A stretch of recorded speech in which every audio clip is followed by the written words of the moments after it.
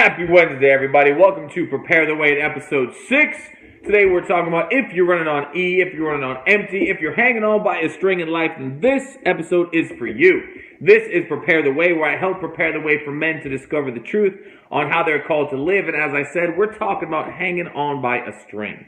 So if you're that person watching this video right now and you've had a rough go around these last couple of weeks, and you just feel like the world is, on your shoulders, if you feel like your circumstances are overwhelming, if you feel like you're running on empty, then I want you to hear this.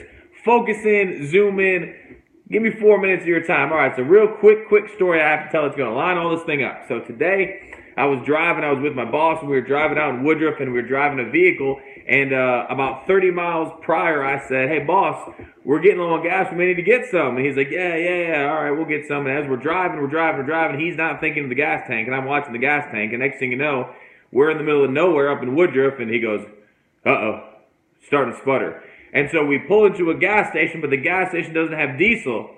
And so we look up at the closest gas station, and he says, well, there's one 7 miles this way, and there's one 3.7 miles that way. I said, well, 3.7 seems closer. What should you do? He goes, screw it, let's go 7. So as we're driving, I'm like, man, Lord, you got to help us out. But here's the funny thing. God gave us 2 brains to use, which we didn't use in that situation. So as we're driving, the vehicle starts to sputter. It starts to give out. And my boss goes, shit, we're losing it. And so we throw it in neutral. We're gliding down. We have 4 miles into a gas station. Literally, we are in a hopeless situation. We're literally running on empty. And as we go down a hill, I said, hey, man, there's a church parking lot. Let's pull in there. He goes, no, look, there's a Tractor Supply store. So lo and behold, we run into the Tractor Supply store. The second we roll into the parking lot, the vehicle completely dies. And what do you know? We walk into the Tractor Supply store, and they have 2 gallons of diesel fuel there. They give it to us, and we go on our merry way. Now, I tell you that story because literally, that's how we have to view our lives right now. If you are that person running on empty, if you are that person that you feel like you are hanging on by a string, then that is you. You are that person who is going over that hill and coming down, and you think you see an end to it, and you're like, that's got to be it. I got to give up. I got to pull over. I can't go any further. But then what happens is God comes out of nowhere and provides you with something that completely changes your day, completely changes your perspective, and turn your life around. So what I don't want you to miss in this is, here's the thing, man.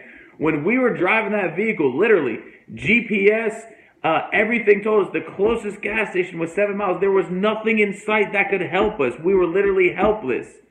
We were relying on our own wisdom and our own strength to get us what we thought we needed, when the whole time God knew that there was greater. So don't miss that point, man. Look, if you are struggling with things in a life right now, if you feel like you want to give up, God has a plan and God has a reason for everything you're going through.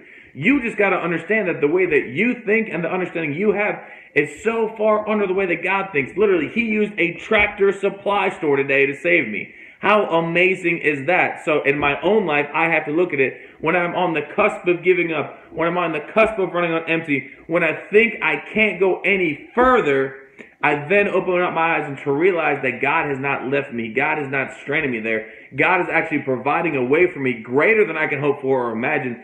I just have to trust in the fact that He's going to reveal it in the right time. So, challenge for today, takeaway for the day. If you're that person hanging on by a string, let me be the first to tell you. There is hope, and hope can outweigh fear, and hope can outweigh doubt, and hope can outweigh anxiety. So, as soon as you're getting ready to give up, as soon as you're getting ready to say, hey, I'm done, to tap out, to throw in the towel, I want you to remember that there is change on the horizon. God has a plan for your pain. God has a plan for your circumstances and everything you are going through. Trust in the fact that He knows greater, that He has something brewing for you. And as you get ready to give up, as you get ready to call it quits, I promise you He will come through. I promise you your circumstances will change, and hope that your perspective will change.